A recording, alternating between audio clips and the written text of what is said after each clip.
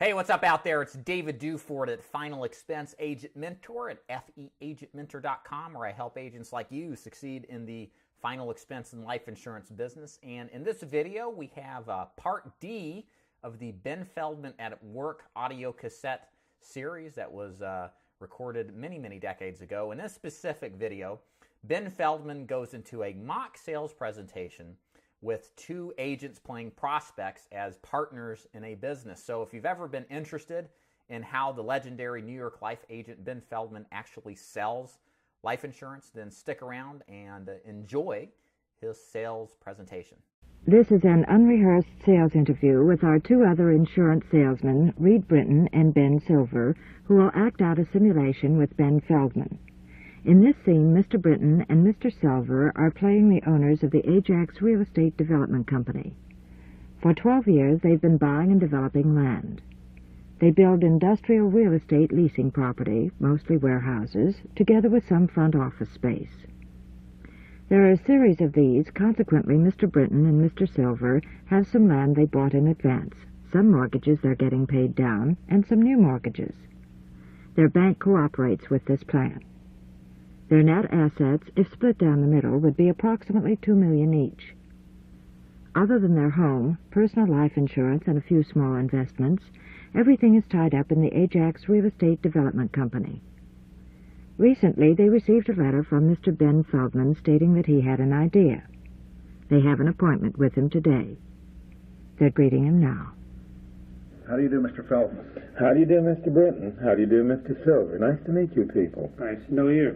I appreciate your courtesy. I'll try not to waste your time. I know you've been very successful. I've seen your advertisements from time to time in the buildings you're building, and you're adding a great deal to the wealth of the community and creating employment for people in the community. And yet, you know, you're running hard, you're making money, but you're locking it up. It's very tight. I imagine from time to time you find it necessary to go down and borrow money. And what I'm trying to say to you is, you've always got something going, something pending, haven't you? Oh, yes. Now, would you agree that you need time and will always maybe need time to complete your projects, and there'll always be something else pending? What do you mean by time? When you build a project, it probably takes, well, may I just ask you, how long does it take to build the sort of a venture you're building down on 3rd Street, the big shopping center? How long does it take from the beginning to the time, that is, the tenants are in? Well, from the time we present this to the architects until we get it built, takes pretty close to 2.5 years. 2.5 years? Boy, that's a long time. In the beginning, while you're building, I suppose you probably have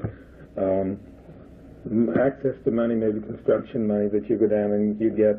We get our construction money once we get a commitment from the bank, once we get a certain number of leases signed, and once we get all of our architectural and engineering plans complete. Then we start making draws against our construction money. I see. May I ask, sometimes in the company I find two very successful men. One's an inside man, one's an outside man. Is that the way you gentlemen operate? Yes. One is out making sure that the wheels go around and go around properly. One is inside making sure that the T's are crossed and the I's are dotted and so on and so forth. So you're very important to one another, aren't you? Yes, actually that's Reed's job. He's the one that dots the I's and makes certain that all the legal and difficult technicalities are taken care of. If I were to ask you to give me $500,000 now in cash, would it bother you? Pardon me for laughing, Mr. Feldman. Cash is something that we really very rarely have.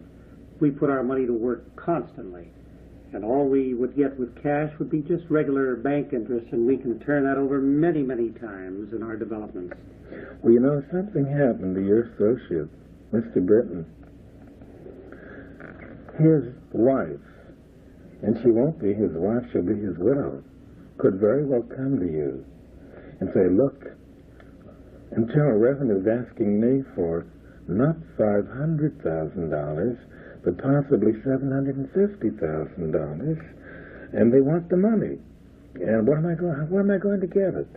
So everything my husband owned was here with you, Can you give me the $750,000? Well, that wouldn't be any problem at all, Mr. Feldman. We have a tremendous line of credit. We have plenty of assets to back it up. All we'd have to do is go to the bank tomorrow, and we could get certainly that money without any problem. And you feel that you could get that money? You know, normally when if I were a banker and you came to me to borrow money, I'd ask you what you're going to do with it, and you'd say to me, you're going to plow it in here, plow it in here, plow it in here. He's going to ask you this. How are you going to answer it? May I ask you that? Where are you going to plow it in? What are you going to put it into? I would tell him the facts. Well, then there will be no security for the $750,000, will there?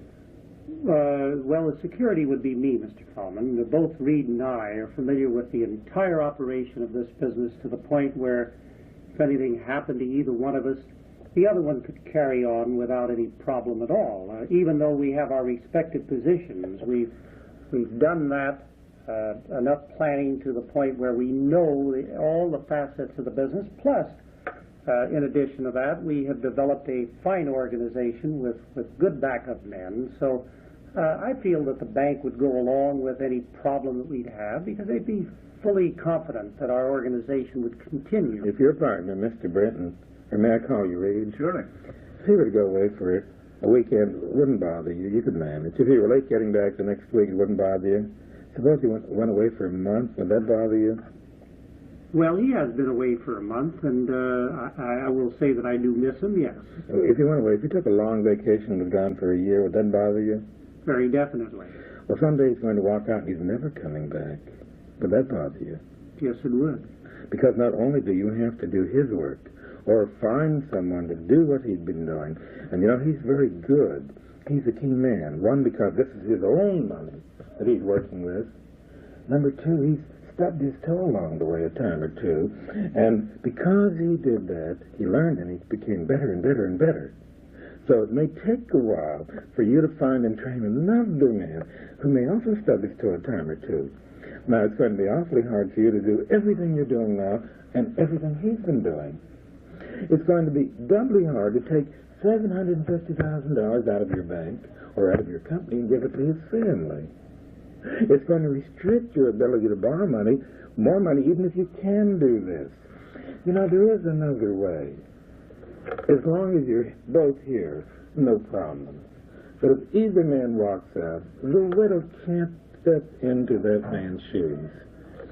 With all due respect to Mrs. Silver, you don't want her as a partner. What could she contribute?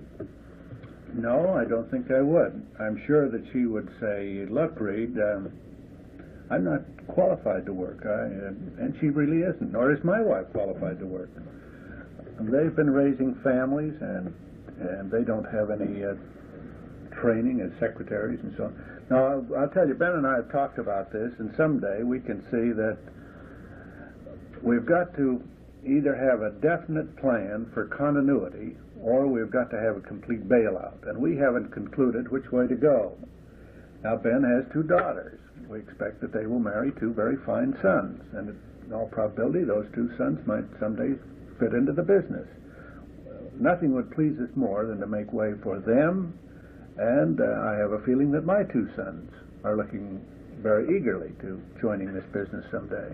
Well, Reed, that's wonderful. You know, if you can build continuity, then all the effort and all the headache and all the heartache that you put into going from there all the way up to here, wonderful.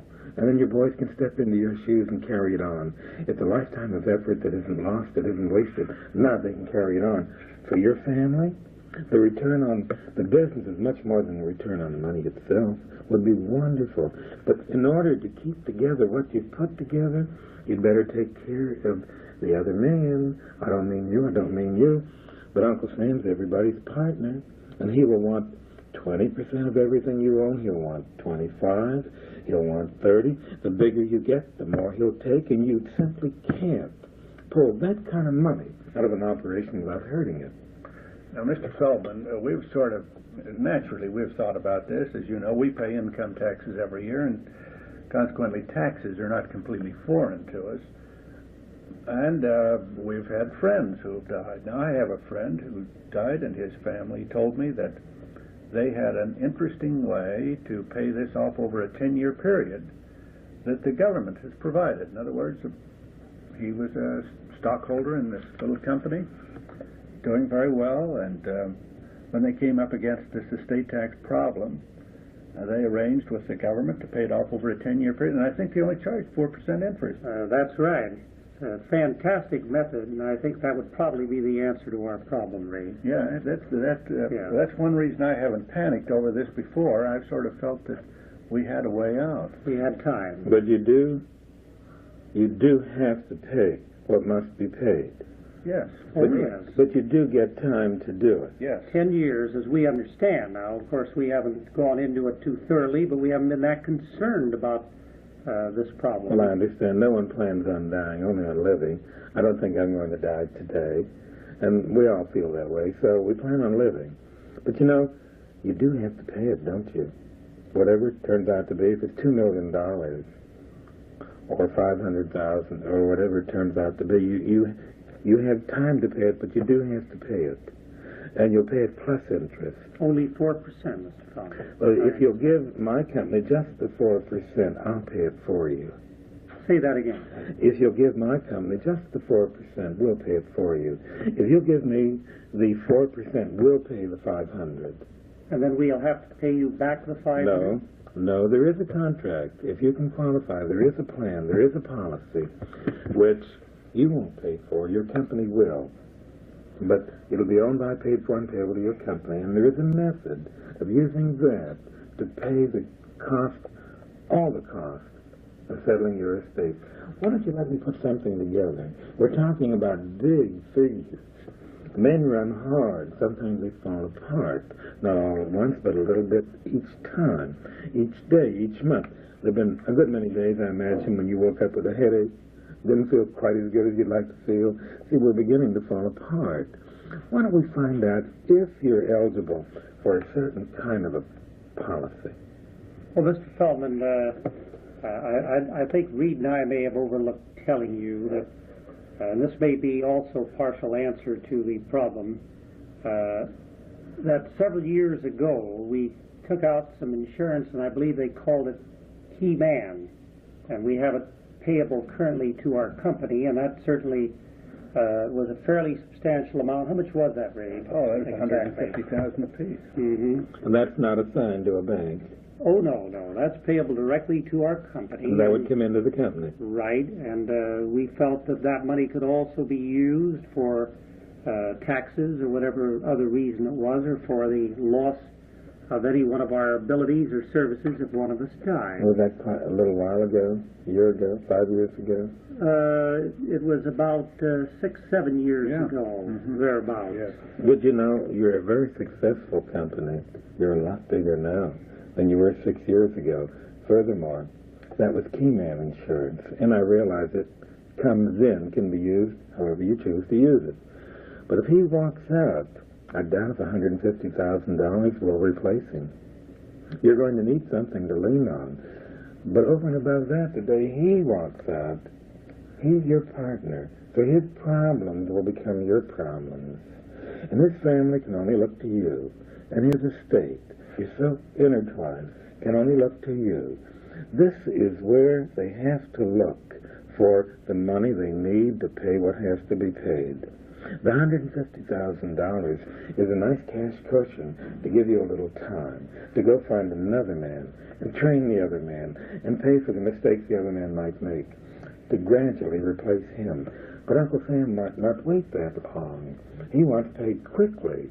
The tax on the estate will be very dramatic and very realistic. I have a book full of who's who in America, from presidents of the United States down to Boeing, down to the richest men in the country, showing what happens. And rarely is there enough liquidity in the estate to pay what must be paid. And this won't get better. This won't get better. As you get bigger, it will get worse. You know, Mr. Feldman, I've been listening to you, and we bought $150,000 years ago. I think we're paying around $7,000-8,000 a year. I've forgotten for this. If we were to be buying the amount of insurance that might be somewhat equal to our taxes. And then you consider that Ben and I are both now 6 or 7 years older.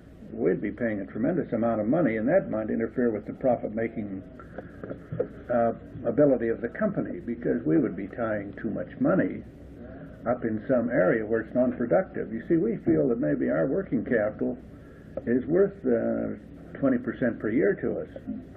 Well, you don't hesitate to borrow money from your banks. Not a bit. No. Should something good present itself? No, I should say not. Money makes money. You needn't build equity in the plan. You needn't build cash value, only face value. We'll finance the plan for you at bank rates of interest. And instead of you paying, let's say, $4,000 for a $100,000 policy, or $20,000 for $500,000, or let's say $40,000 for the $1 million, it seems to be indicated here. The New York Life will put in 75% of it, subject to an interest factor. You put in just 25% of it. So we're back down to where your outlay is only maybe $1,000 a month, other than interest. And the day either man walks out, $500,000 walks in. If you don't do it that way, you'll have to do it your way. Your way is to go down to the bank. Your way is to borrow the $500,000. Now, if you don't do it that way, you'll spread it out over a period of time. And even at 4%, $500,000 is still $20,000 a year in interest only, and you still have to pay the $500,000. He's got a good point, Ben. Yes, he does, but Reed, I think we're going to have to talk this over. There's a lot involved here, not only money, but you recall that our attorney has often told us not to jump into anything, and he's spent considerable time in working with us. In fact, he recently prepared some new wills for us. So we're pretty well taken care of in every sense of the word. Your point is well taken, Mr. Feldman, but give us a little time to think over what you're talking about, and we'll let you know. Well, that's wonderful. It really, really is. But, you know, with all due respect to your lawyer, my lawyer, anyone's lawyer, you see, he won't pay your bill. He may figure them out. He may state in a buy-sell agreement, if I die, you buy. But somebody had better create the money. If you don't do that, you better borrow the money. And frankly, if there isn't money around, you know how he gets money? He liquidates assets. Do you want your company liquidated? No, we sure don't. If you want continuity for your company, there are only two ways to get money.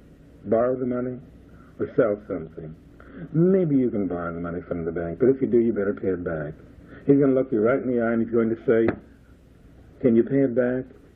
Can you pay it back? Can you do everything you've been doing, everything your partner's been doing, and still do it as well?